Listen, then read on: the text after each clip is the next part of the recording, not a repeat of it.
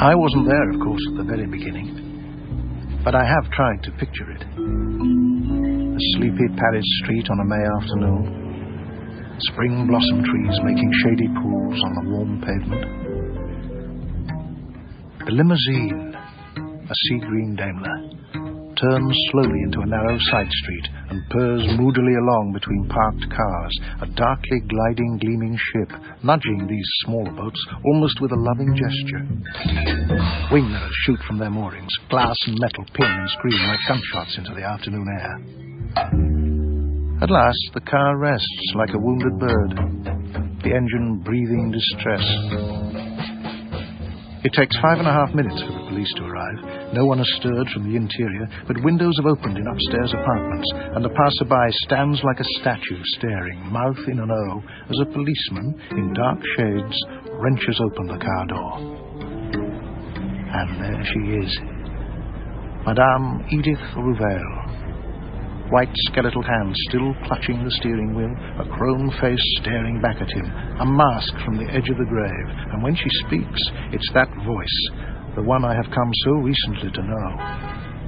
Dry sand on dry sand. Good afternoon.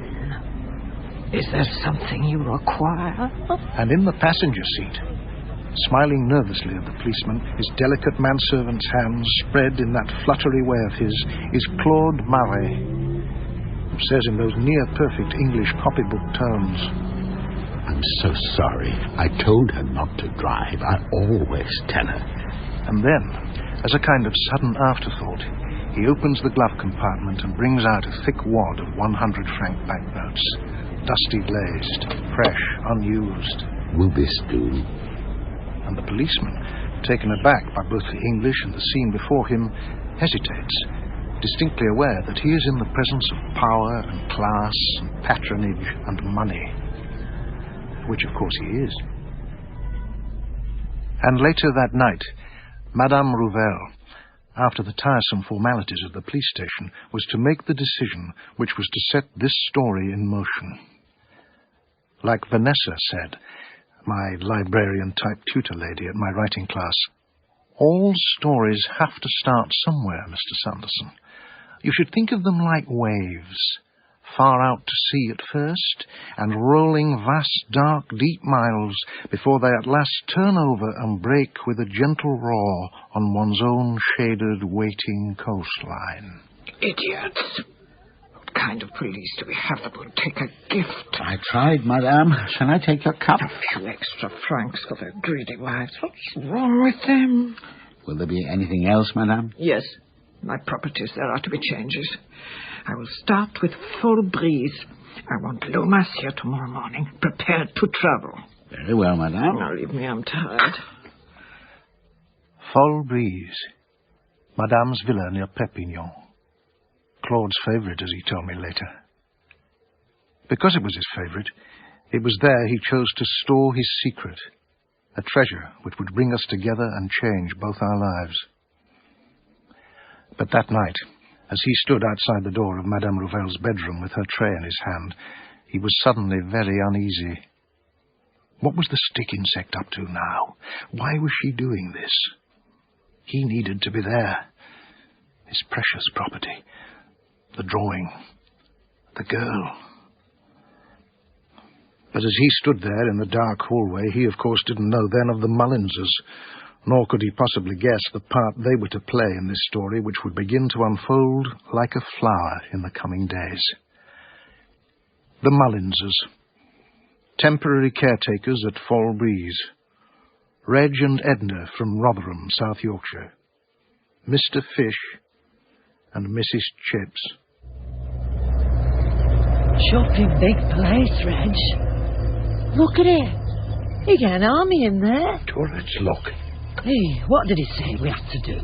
Keep an eye on it for the owner, that's all. Keep the gates locked and no one to come through without the agent bloke here. Easiest job we've ever had. Well, we don't get paid, though. Not a real job. Tide us over. Have to do. We live in that gatehouse, what's it there, see? That? Bit pokey. We don't go in the villa. We just keep watch. Guard dog's right. Woof, woof. Hey, he's waving me to help with the gates, look. No chance, kid. Too hot. Have we done right, Reg? Taking this on? Free, ain't it? Gas and electric. Better than being in this tin can on some campsite. Reg. What? When are we Going up. Now, don't start. Soon. Now, be said. I'm really missing it, you know. The business. Don't you a bit? It's gone, Edna. My fault, but it's gone. We could save up. I could get a job. Forget it. We've lost it. I'd love to know old Shopters. Hey, I think he wants me to drive in. Keep your bits on, Mr. Goldwars. I'm coming. The Mullinses. Dead Yorkshire, as Father used to say. The agent must have been desperate to take them on as caretakers at Fall Breeze. Feckless, flat-capped Reg. Roly-poly Edna. It's been 8 weeks since they first took the job, and now they're about to leave. But not before they've helped to twist this story into a shape all their own. Madame, how are you this morning? Shut the door, Larry. Your instructions are in that envelope. I presume you can travel straight away. Sure thing. I can be there by tonight. I've got a new model out there. An Alfa Romeo. Very speedy. The agent is fixing for some workmen for tomorrow morning. And a removal truck for what must be kept. Absolument, madame. Every room, Larry. Do you follow me? It's all in there, what you have to do. Burn the rest. Burn it? Detritus. Years and years of it. Yesterday, I had a glimpse of the dark to come. I'm going to die soon, and I intend to do it here, in Paris, the city of light. I'm going traveling no more. I'm selling my villas, starting in the west and moving north. They will need clearing. The time I've wasted hoarding. Time for the flames. First the dross, then me. I shall probably take longer. What do you think, Larry? What? Oh, right. I'm with you. No, you're not. There are some English people in the gatehouse, I've been told. Caretakers the agent found. They might help you. If you ask nicely.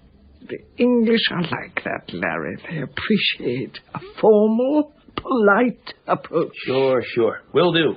I'm on my way. Au revoir, madame. Au revoir, donkey. Claude, as he told me later, always eavesdropped and spied as a way of survival in the Rouvel household, and he had heard it all. Burn the rest. His mouth goes dry. His stomach churns. He is powerless. Whatever possesses the woman, damn her, the reptile. He has to do something. His treasure is there. From an upstairs window, he watches Lomas striding back to his car, and before he turns away, in that split second of time, he catches a glimpse of a figure in the passenger seat of the gleaming red Alfa Romeo. A blonde. Not Mrs. Lomas, that's for sure. The way they kiss. It's a straw to clutch at, one of those random events in this story, taking it like a ball in a mountain stream into fresh waters. He phones the railway station and then prepares his speech. I'll have my coffee on the terrace, Claude. Of course. I note Mr. Lomas has set off for Fall Breeze, madame. I've given him strict instructions, but he's awfully slow. How easy it is to find faults with one's servants once one has grown tired of them. I trust Mr. Lomas won't be distracted. Distracted? By his companion, madame. Tell me. A blonde person in the car with him this morning. Female. His wife? Not his wife. No, madame. I knew there was something. Those piggy eyes. Lust. How deeply predictable. Perhaps I should go down, madame. What? To Fall Breeze. To make sure the work is done correctly. I could take the train. Yes, you could. You'll need to go straight away, of course. But there is an early train tomorrow morning at 7, I think, madame. Is there indeed? How very thoughtful of you, Claude. From Gare Austerlitz. I could be there by mid-afternoon, and the work should still be in progress. Very well. And do let me know what he's up to, Claude. The floozy, madame. The floozy, Claude. Details, please. And Claude will go to Perpignan on his early train and take a taxi to the villa, where he will be just too late to see Lomas and his blonde. But he will meet the Mullinses. Reg has decided they should go home. Edna is right. He swears again at the thought of the bastard VAT man with the silly hairpiece and snidey questions who took away their livelihood and their profits and savings in a single afternoon. Edna took it worst. Fish and chips was her life. Maybe they could start again, but he couldn't quite see how. He'd stashed $2,000 under some bricks in the back shed, and they'd come to France just to get away. Reg liked the sun and the sea, and especially the nearly naked girls on the beaches. He told me he'd bought some really smart binoculars and made a study out of the young flesh from behind the rocks. But even this parade was beginning to pall. And he missed the pub and the telly, and he hated the Frenchy bread and crappy sausages and wazzy beer. Rotherham was all right. It was home. But I'm going too fast. Like Vanessa, my librarian-type tutor lady, once said, with that little crooked smile of hers, narratives are like sailing ships. Fill the sails slowly. Use the breeze of imagination. Make it last. New paragraph. It's 8 o'clock on the evening of the day Lomas left Paris for Madame's southern villa. And here he is, purring up to the big gates, the new model and the new model. Hi. Someplace, huh? My first visit. Larry Lomas. You must be the caretaker. Parlez-vous English, right? Who wants to know? I kind of need you to let me in here. Who's your friend? What? Oh, Michelle. She's just come along for the ride. I'll bet. I beg your pardon? You heard. You have the keys to these gates? Me tea's ready. I have to love you and leave you, Yankee man. I won't be starting till tomorrow morning, but I just want to have a look at the house. Get an idea of the size of the job. No can do, sorry. I've come from Paris.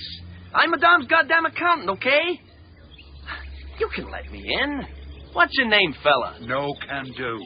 Reg, fella. Now, look here, Reg. Juggler, Squire. Come back with the froggy agent and you're in. I'm sorry. So am I, but that's it. Get the keys and open the damn gate, will ya? Where you going? Hey! Reg! Come back here! Hey! But no one ever shouts at Reg and his herd. So he has to leave it to the morning and come back with a big truck and 2 workmen and the froggy agent. Reg and Edna watch as they all sweep through the gates and up to the villa to carry out Madame's instructions. At noon, several hundred miles north, Claude Marie's high-speed train, the 7 o'clock from Paris to Barcelona, is unusually held up. And at that same moment, miles away in grey, overcast Rotherham, I am engaged in yet another day's desultory trading in the fine arts, which in the provincial north is always a grim lost cause, like Father used to say with a grim lost smile. Also, at that moment, Reg puts away the binoculars he's been using to watch Lomas's blonde sunbathing on the steps of the villa and starts to clean out the camper van. You're busy? Fancy a cuppa? We're going back Saturday. All right. I've cleaned the tin can out, see? Happy? Oh, Reg. Oh, you've no idea. Now get a job. Get some money together. Dream on, woman. We can start again. Hang about. It's Mr. America. Get ready to salute. What? Oh, him. One for you, Reg. Hi, Reg. How you doing? I'm sound. I guess we're finished up at the house. The truck's full, ready to go. Would you do me a favor, sir? Try me, Mr. President. There's a lot of junk up behind the house. I'd be mighty grateful if you could set fire to it and finish the job. I'm a little pressed. I know. I've seen it. I could make it worth your while, buddy boy. Oh, aye. 500 francs okay for you? You just have to light a match, keep an eye on the flame, sweep up after. $7.50. Jesus. You are one hell of a naughty pussycat, you know that? Here. Ta. Like I say, the stuff's round the back. All it needs is a match. I'm on my way. Better lock up when the truck's gone, okay? Here's your precious keys, Reg. Minor characters, Vanessa told our class once early on, used sparingly and only if essential for flavour. And Lomas and his blonde are just that, but have their part to play nevertheless. Because no bonfire, no Fernande for Reg and Edna, and no Fernande, well, no story.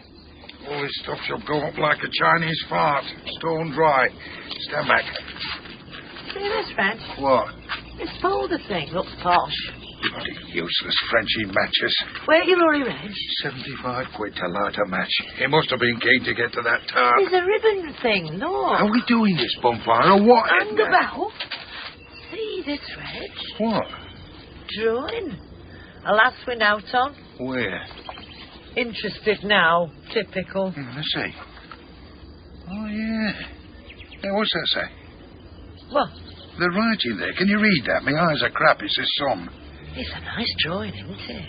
I like that. What's that name there? It's got a name on, look. I know. What's it say? I've seen it somewhere, that. It's that car ad thing. What? On telly, that car ad. It comes up at the end. Picasso. Squiggle, squiggle. That's it. Picasso. There's a lass in it with a bloke on this cliff road. Yeah, they're all like that, them car ads, gagging couples. You look. It's the same, Reg. Yeah, give it here. Yeah, could be, I suppose. Shall we keep it? Take it home. I like it. It's real leather, too, this folder thing. Worth keeping for that. Well, it's extra clutter in the van. If it's him, though, Picasso. He might be worth something, mightn't it? It's not the real job. They wouldn't throw that, would they? Shame to chuck it, though. Oh, please yourself. We've got this fire to do for Doodle Dandy, haven't we? And the flames shoot up into the clear blue sky, and later in the early warm evening the smoke is still clinging to the villa walls as Claude's taxi screeches up to the iron gates, and the Mullinses stare at their second visitor in 24 hours as he gets hurriedly out of the car. Good evening. I'm Claude Marais. I'm Mme Rouvel's personal assistant. Can you open the gates, please? Another one. You've just missed the Yank. Lomas. Know him, do you? About an hour ago. And you are... Caretaker, love. Call me Reg. Everybody else does. Oh, what is that up there? Looks like a big house to me, definitely. I mean the smoke. A little bonfire. Spare junk. Lomas asked me. Can you open the gate? I need to go to the house straight away. Sorry, love. No can do. Not without the agent bloke. You could be any tea leaf, couldn't you? Or a dosser. I mean... No, it's rather important. The gate, please. Like I said to Rock Hudson, I can't open this gate. If you don't open the gate, Reg, I will phone the police. They will come here and take you into custody. They will do this because I know them and they know me. This is Madame's house. I am her personal assistant. I've been coming here for many years. I'm known. I will report a trespass. You are on private property, after all. They will be quite rough, Reg. Do you understand? Without the language, you will be, what is the correct expression in these circumstances?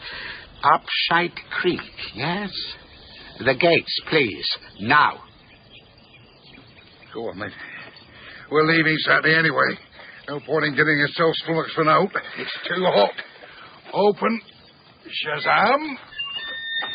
It takes Claude 5 minutes to check what he has come all this way for, and in an instant he's running down the wide stone staircase and out onto the long driveway, breathless now, ashen-faced, heart pounding as he heads for the gatehouse. Hey, up. Trouble's here. What? Fancy pants from the house. Let me do the talking, all right? Why, what's up? Just keep it shut right. That folder thing, hide it. What can I do you for, Squire? There are some things I cannot find. Personal articles at the house. Not surprised. Your Yankee had his mind on other things, didn't he? The bonfire. Did you see what was on it? Cardboard boxes, wood, bits of furniture, old curtains, all sorts. You didn't see anything like a portfolio? Like a what? A portfolio, a brown leather one, about this size. It had a blue ribbon. Sorry, it didn't look, love. Just put a match under the lot. Went up smart in this heat, too. Important, was it? I can picture the scene. The dusk is closing in. And at this moment, Reg lights a cigarette, and from the way he does this, Claude is suddenly certain that this flat-capped yobbo and his fat, smiling wife, hiding away in the gatehouse, have his drawing. Just as Reg now knows that what he has is more valuable than he thought. It is a framed moment. Claude watches Reg's cigarette end trembling like a firefly in the gloom. Leaving on Saturday, they said. He needs to do something very quickly, and he's in luck. Next morning he sees Reg leaving for the sea to have one farewell squint at his beach girls. Just an hour of sun and flesh to help him through the long, grey Rotherham winter days to come. Oh, you! Can I trouble you for some milk, please? Can't drink my coffee without it. Come in, love. Boiling today, isn't it? Did you find what you were after? No, I'm afraid not. You're leaving tomorrow? We are, love. Can't say I'm sorry, me. And where do you live in England, may I ask? Rotherham. Used to be pits and steel and stuff. Lots of shops now. Meadow, this lock. I was thinking of visiting England. I've been to London, of course, with Madame, but I thought I might have a holiday, travel round. York is a place to see, isn't it? Ask Reg. Goes to races at York. It's not far. That suit you, love? Thank you. He'll be back in a bit. I wonder, would you mind giving me your address? If I came, I would like to make contact. A familiar face, you know. All right. Mind you, don't count on us being there. We're for out soon as poss. Get ourselves a new chippy. I'll write it on here, shall I? Chippy? Edna later tells Reg she'd seen Claude, and how he'd sat a few feet from what he was looking for. She'd enjoyed that, but she forgets the bit about the address. Reg wouldn't like that anyway, and she doesn't want a row. Next day, he puts the folder under some blankets on the floor of the camper van, locks the gates, chucks the keys in a hedge, and heads for the motorway north. The Mullinses lived on an estate local people named Colditz. Fat, tattooed mothers, snotty kids, filthy dwellings, no wall unscrawled, no garden unjunked, nowhere safe, nowhere quiet. I've now had 2 glimpses, and it's enough. Isn't it smart to be back, Reg? Is it? I might try Dalton's Domestics tomorrow. Bound to have something for me. I might stay in bed. What we're going to do with that picture? I'm thinking about it. Might be worth something. That Claude wanted it bad enough, didn't he? One thing, Edna. What? Keep it quiet, eh? Say no to nobody, right? All right, don't go on. Where have you put it anyway? Behind the fridge. Safe. Edna got her cleaning job at the Forbes household. The old coach house at Stanton Brecks, a leafy suburb where the salaried professionals in this tawdry town hide away behind hawthorn hedges. In this case, a consultant urologist who just happened to be an art collector. Roly-poly Edna, who always does things for the best, thinks, why not try an expert with the drawing behind the fridge? Was no use there, was it? And of course, a new chippy was on her mind, too. Where on earth did you get this? It's Reg's. Reg? My husband. It were left him in a will. My word. Lucky man. It's rather sweet. And it's signed. Yeah, Picasso. What? Let me see. Like that car ad. That's good, that one, isn't it? Must be a forgery of some kind. Someone having fun. It certainly looks old. The paper. I'm no expert, mind you. Reg was wondering if you'd help out, like, find out if it's real and if it's worth out. I know he's keen, doctor-like, on art stuff. All these pictures around. Just thought I'd ask. May I keep it? I should be able to get an opinion for you. All right, but I'll have to have it back. If Reg finds out, he'll chuck plates. And now I was about to be placed on the board in a game which had begun 6 weeks before, when Mme. Rouvel crashed her car on that May afternoon in Paris. What do you think? I'm impressed. So was Jonathan. You can see the signature, I suppose. Yes, I can. It's not genuine, is it? I mean, it belongs to my help, Edna, for heaven's sake. Where did she get it? She says in a will. Obviously a lie. That kind of person doesn't have fine art, do they? Let alone a Picasso. You're awfully pale, Christopher. I need to give it a close examination. May I take it away? I have a colleague, David Williamson. Bit of an expert on early modernism. I'm sure Jonathan knows him. Awfully clever. Based in Manchester? That's him. May I? Of course. We stared at the drawing. It was in sepia ink on paper. 25 by 20 centimetres. A female nude, reclining on a sofa. Her face turned to an open window, a curtain billowing caught by a gentle breeze. I didn't know who she was at that moment, but she felt priceless. Father once told me if ever I was in the presence of the sublime, I would quite simply know. In the Forbes lounge that morning, I knew. I knew, too, I had to have her. I took her with me that afternoon in my briefcase on the back seat, climbing over the Snake Pass to Manchester to David Williamson. Avaricious, drunken, devious, but an expert. And anyway, the only one I knew. Exquisite, isn't she? It's signed. Isn't it just? It's what it says it is. Fernande. Can't be absolutely sure, of course. Who? Fernande Olivier. La Belle Fernande. Picasso's first lover. 1904-5 sort of time. Lived on into the 60s. May I have a closer look, please? Surely. Under my magic light. There's one little instant test I can do. Memento. Oh, yes. Oh, yes. What? There she is. Gentiana Numenemphi. Pardon? Mars gentian to you, old boy.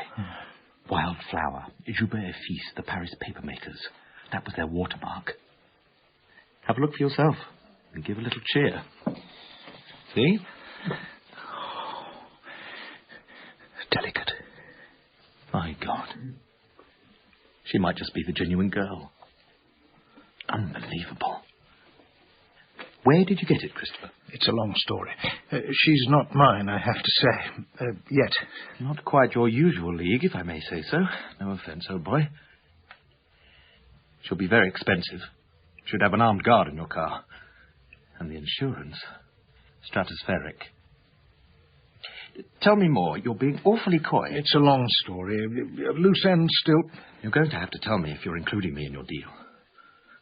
This is a London job. Something new like this on the market. Talk about making waves.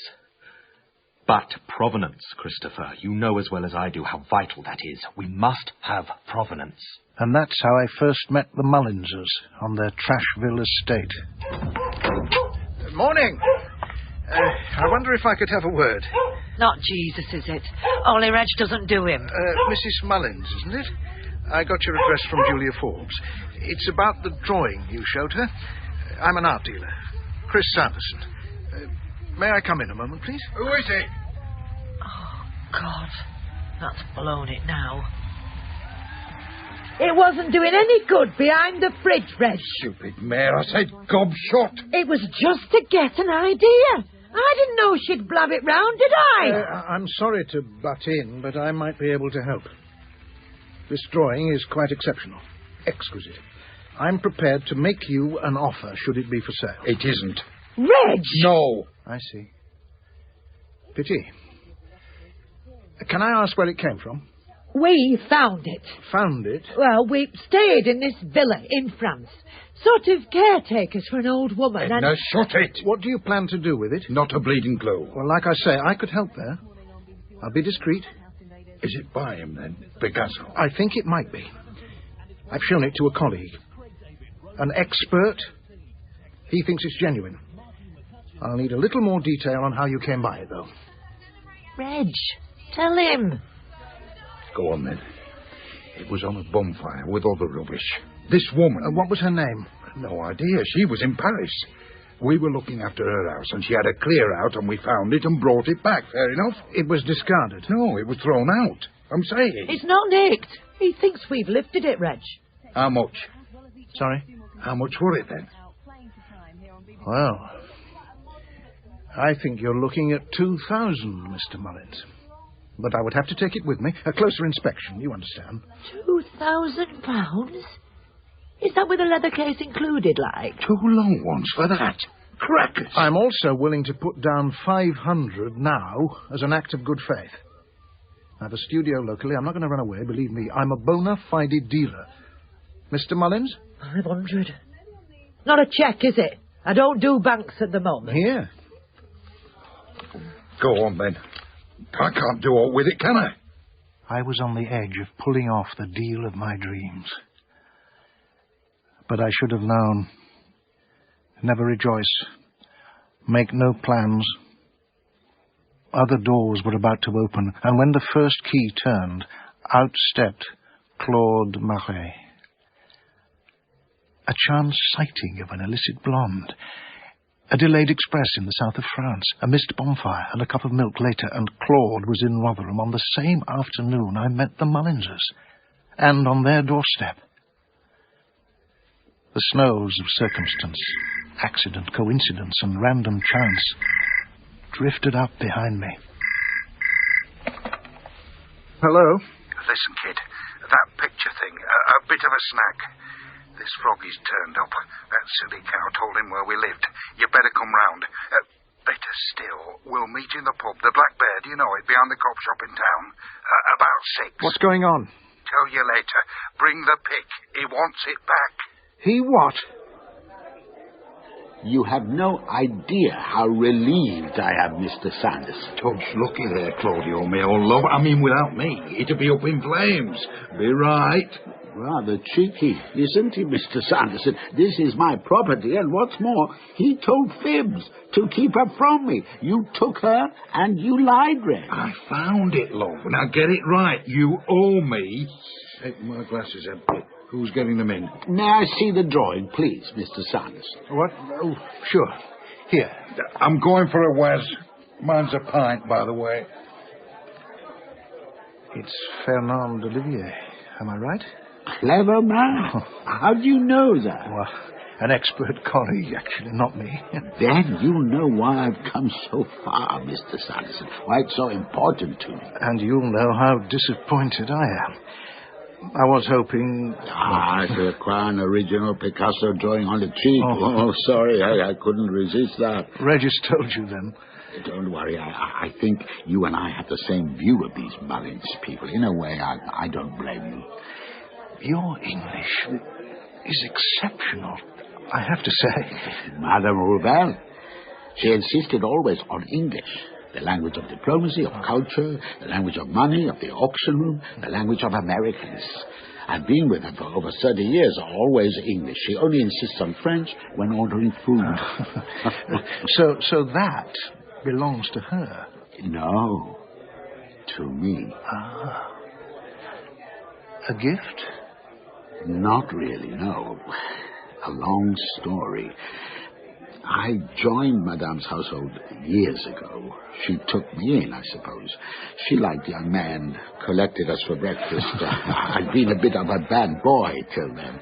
For some reason, she liked me, protected me, saved me, if you will. I stayed and served. We moved from villa to villa, from sale room to sale room. It's her life. Art collection has enriched her. She knew so many great artists. In some cases, she was their lover. She knew Picasso well. She had a villa near his in Bobnag, and he used to visit. He was an old man then, of course. He came to see her one night, uninvited, and he brought her these drawings. But she was not there, so he talked to me. He wanted Madame to have the drawings as a gift, but as she wasn't there, he left them with me. There were 5 wonderful sketches, all of Fernande. Now, this is difficult for me to say, Mr. Sanderson. You borrowed one? Yes. Yes, I did. Oh, for a long time I thought I'd be discovered. But years went by and I realized it was now mine. Madame never found out there'd been 5 drawings. I've kept it all these years. It is my, insurance against old age. When Madame dies, I'll be alone, and knowing Madame, probably penniless. Really? After all your service? Like I say, knowing Madame. Where's me find then? Sorry, we've been talking. It looks like it. I'll get him. Have you told him, Claudio, you know? No, I have not. No. Told me what? About flogging it. Flog? You want to sell the drawing? Another puff's half, is it for you, Mr. Sanderson? And Claudio? Cognac, please, Reg. Do you have to? I'll get crisp, shall I? You're serious? About selling? It's difficult. I can't sell it in France, can I? Madame would know. Everyone would know. Questions would be asked. She would be vicious in her revenge. Total loyalty is what Mme Rouvel expects from her servants. But being here like this, thanks to Reg, in a way, I suppose it suddenly occurred to me. It's an opportunity to part with it and at the same time cash my policy. I came to take it back, but now, well, it seems like a good opportunity. You understand? Christopher, is it? I do. But you must realize when this unknown Picasso comes on the market, questions will be asked. Whoever tries to sell it must be prepared for questions. Of course, when Madame dies, which won't be long, it will be easier, you understand me? Absolutely. So you're interested? Very much so. Your offer to Reg, if offer's the right word. Well, like I say, you've caught me out there. What would you have in mind? Well, I could not accept less than 250,000. Oh. Everest him back. Sorry, my dad's expression for a lot. Well, an early Picasso drawing in sepia ink on paper. Fernande Olivier, no less. Well, cheap at the price, Christopher. A steal, as the Americans say, don't you think? How long could you give me? I need to go back to Madame soon. About a week. It's a lot of money for me. I'm a very small player, Claude. This sort of deal is totally new to me. People will pay more. You know this, though. Now then, get these down your necks. And crisps. Proper, not your Frenchy fries. Reg drank 11 pints that night. I stuck to 3 halves. Claude sipped his cognacs. The pub was packed and smoky and blaring, but I sat there hardly able to believe my good fortune. Fernande was still possible. I tried to imagine Father being there and what he would have said. I phoned Williamson when I got in. I needed him now more than ever, although the idea of sharing Fernande with this man, with anybody, was almost painful. It's hellish late, old boy. The drawing of Fernande. I think we might be in a position to do a deal, David. How much? 250,000. I suggest a 50-50 split. Grief. It would be my absolute limit, old boy. 250,000. And mine. I can't imagine what Father would say. Sorry? Nothing. So, do we bid? You still haven't told me who your vendor is. In fact, you're still keeping me in the dark about so much. You're asking a lot of me. You must see that. It's difficult. He has particular reasons, you see, to sell. It's a long story, David. Trust me. You're not telling me the drawing has been dishonestly acquired, Christopher, because if that's the case, I'm out now. I'm not. But it has come his way by a rather circuitous route. And mine, believe me. Would it help if I told you Picasso gave it to him? A gift? Well, that's different, provenance-wise. Look, we both know this thing is worth a lot more. A lot more. It's the chance of a lifetime, isn't it? My piddling little business dealing with these tight-walleted provincial Philistines who know what they like and nothing else. I'd be free. We can't pass this up, can we? It's a gamble, yes, but it's a once-in-a-lifetime opportunity. When are you and I ever going to lay our hands on a Picasso? You've seen her. You've checked her. She's exquisite. We have to go for it. We'll always regret not having had the courage to change our lives with one single purchase. David. You're very persuasive, old boy. It's everything I have and more. I'd have to borrow. But yes, there could be a huge profit. Profit. Williamson's God. He hadn't really seen the girl on the sofa by the window. I spent a whole morning at the bank, my palms sweating. I showed Claude Rotherham in all its millennium glory. It didn't take long.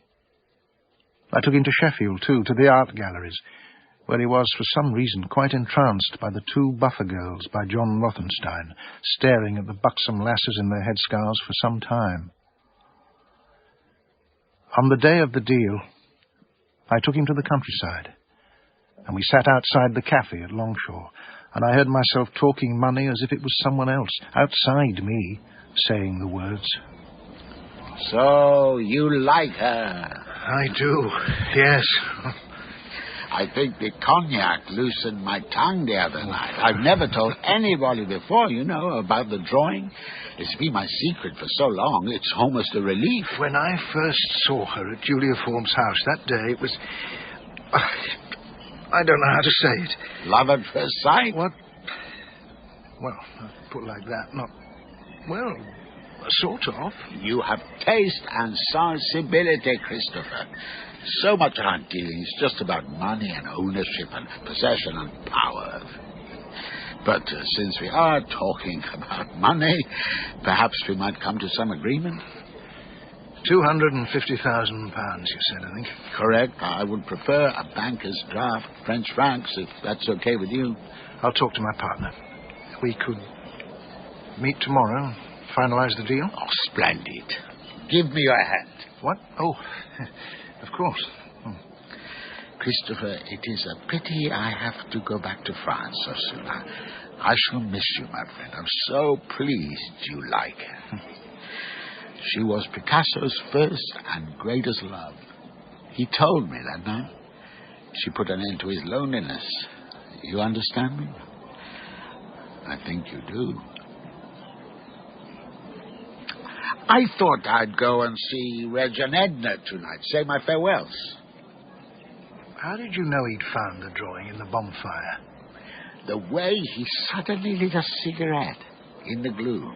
I just knew. Liars give themselves away so easily, don't you think? I was wondering, does Reg have a place in this deal, Claude? I mean, in view of his heroic rescue. Leave him to me. I'll settle with Reg Mullins, Christopher. Relax. She's yours now, isn't she? The final handover was rather low-key in Claude's hotel room. I was quaking. The row of figures on the draft. Was it me here? Shop, savings, loans, even father's inheritance were now in this delicate drawing of Picasso's first lover and model. Look after her, was all Claude said, smiling as he gave her to me. I walked him down to the station. I was sorry to see him go. I liked him. He appeared so suddenly in my life and brought some colour and light and excitement and, yes, love into my bleakness. I still feel like that now, too, in spite of everything. A week later, Williamson took Fernande to London to the experts. I sat in my studio, waiting for news. But at that very moment another door swung open, and out into the light stepped the player who had started the whole game. Mr. Sanderson? Yes? Edith Rouvel. You know who I am? I've heard about you, madame. Of course. Claude tells me he has enjoyed his holiday. I just wanted to thank you. Not at all. A pleasure meeting you. He tells me you've purchased his drawing. Sorry, The drawing of the girl. He says you were much taken with it. He was awfully proud, having Picasso's interest and approval. What on earth will you do with it? I'm not sure what you mean, madame. It's a collector's item, I suppose. Are you still there, Mr. Sanderson? Is it possible to speak to Claude, madame? He's not available, I'm afraid. And anyway, he doesn't even know I'm making this call. As I say, it's just to say thank you for looking after him. Did you know it's the first time he's been away from my household in over 30 years? One vacation in a working life, and he spends it in Rotherham. Now, that is tragedy. Goodbye, Mr. Sanderson. Collector's item? Something was not right. I was suddenly ice-cold, dry-mouthed, heart banging. It felt as if I was about to enter a dark tunnel. It was like when they rang me from the hospital that night to tell me about Father. I shut the studio and sat in a chair in the darkness, staring at the phone. Williamson had not called. That, too, was a worry. I began to feel an unease I could almost touch. Then I had a sudden urge to go and see the Mullinses. I don't really know why. To remind myself, perhaps, that it hadn't all been a dream. Wasting your time, Lou. They're flitted. Sorry? Skegness. Good riddance. They're welcome to him. He was in the pub a week ago, very cheerful. Now they've bunked off. She was talking about a chippy. Mind you, that's all she ever talked about. Cod and peas they were known as round here. Owe your money, do they, love? Join the club. When I got back to my studio, the phone was ringing. I knew who it was, of course. Christopher, where have you been? What's the matter, David? I've been phoning for an hour. Please stop shouting. It's not helpful. I'm in London. I rather gathered that. There's a problem. A problem? With the drawing. The paper's wrong. I've made a terrible mistake. The paper? That watermark I showed you. The flower. It had 5 petals, right? The fact is, Jouberts were using 4 petals at the turn of the century. A different gentian. Gentianella capestris, not the one we were looking at. They changed it to 5 petals in the 50s before they went bust. A tiny detail, but I didn't know. I didn't know. I've made a terrible mistake. It's a fake. We've been turned over. I've lost everything on a single flower petal. Oh, God. Everything. A collector's item. What? Nothing. You better bring her back. We must contact the vendor. We must try and recoup our money. I don't even know who he is. I must be mad. I trusted you, Sanderson. You persuaded me to part with everything I have for this. I said it was a gamble. We appear to have lost. Just bring her back. Is that all you can say? It's worthless. What's wrong with you? Can't you hear what I'm saying? Of course, he didn't understand. I was suddenly strangely calm. She was coming back. That's all I could think of. She had been judged less than perfect by the experts, but she was coming back to me. And she did come back, with Williamson, who wept more buckets on my sofa and drank a whole bottle of Father's Calvados and went on about being ruined and staggered off into the night. I closed the studio. No point now. It was lost. Father would have been appalled. 2 days later, Julia Forbes came knocking, and I had to let her in. Jonathan and I have been dying to know. Edna stopped coming, you see. Just walked out on me. Of course, we have someone else, Polish, I think. The drawing. It was a dad, wasn't it? Afraid so. So you didn't buy it? No point. That Manchester art friend of yours. Awful, wasn't it? What? Killed on the snake the other night. Came off the road, apparently. It was in the paper. Probably drunk. It was one of his problems, wasn't it? Did you show him the drawing? Yes. Yes, I did. I had no idea about the accident. Are you all right, Christopher? Only the shop's shut all the time, isn't it? Vanessa once did a session on what she called narrative timing. How you should always save a significant, vital touch of colour to the very last. Life and art, she said. Hand in hand. He's gone. Left me. Sorry? Claude! I need to know what really happened between you and him, Mr. Sanderson. After all these years, he's gone with just a silly note propped on the table. He must have money. Not from me. How much did you pay him, may I ask? Well... I really must know. A considerable sum, madame. What? 10,000? 50? Rather a lot more. 250. Oh, dear. You have been grossly overcharged. I know. I don't expect you know Claude did your drawing. What? Do you know what he wrote in his leaving note? Sunt lacrimae rerum. Oh, a little man with a little learning, most of which he got from me. Pathetic. The ingratitude of the man. I found him. I kept him. He was mine. Claude drew Fernande. Oh, yes, but Picasso signed it. He liked to do things like that. He was always very mischievous. He said it helped to keep up the quality of his work on the market. A very good fake was better than a weak original, you see. He used to find that kind of thing awfully amusing. Claude was flattered, of course. Failed artist, you see, he would be. He was a good copier. That's how I first met him. An amateur forger. I saved him from prison. But he never tried to sell it. He kept it hidden. I was there when Pablo signed. I think Claude was frightened of being caught out if he tried to sell it. He was always a timid little man. But now he's found a buyer. In Rotherham, of all places. After all this time. I'd like to speak to him. I expect you would. Rather a lot of money for you, I should imagine. Everything. Perhaps you'll let me know if he comes back. He won't come back. How could he do this to me? Insolence, I always think, is the hard currency of those who serve. Goodbye, Mr. Sanderson. I went over to the portfolio and opened it.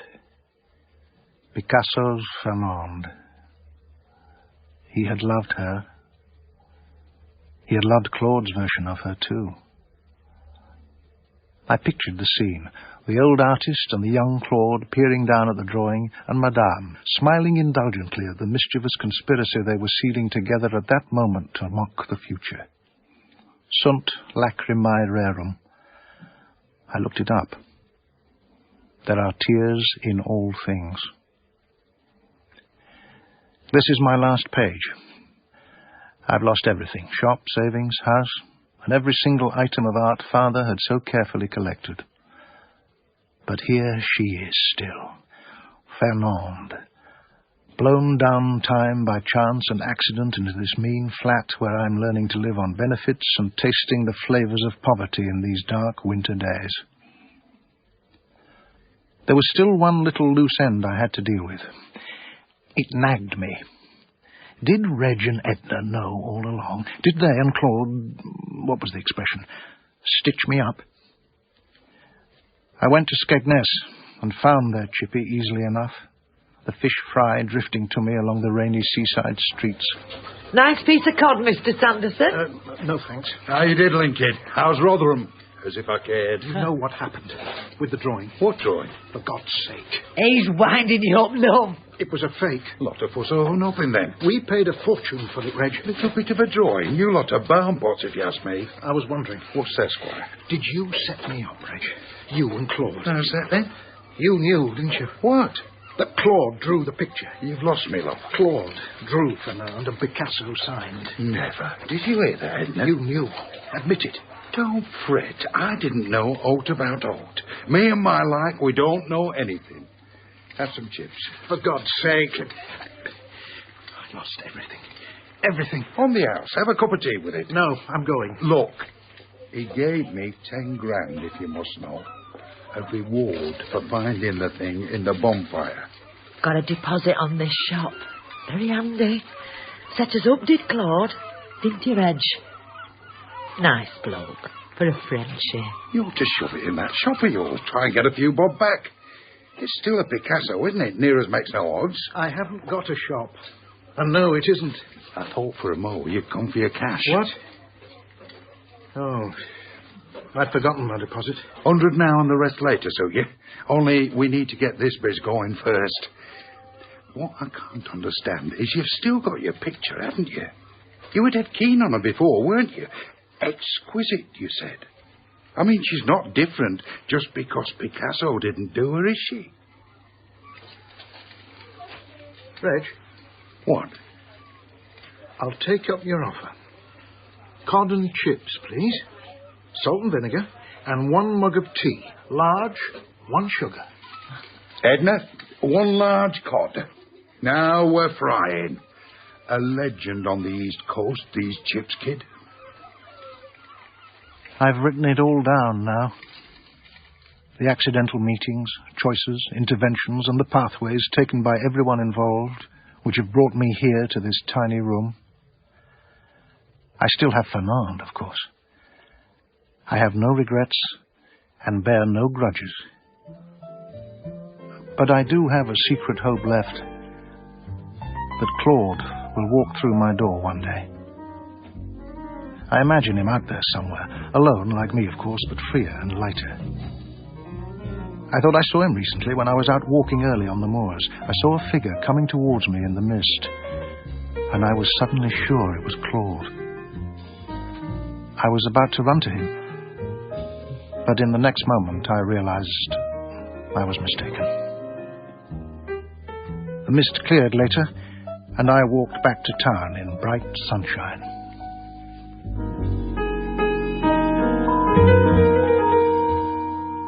In Picasso and Chips by Dave Sheasby, Christopher was played by Geoffrey Whitehead, Mme Rouvel by Phyllida Law, and Claude by Clive Swift.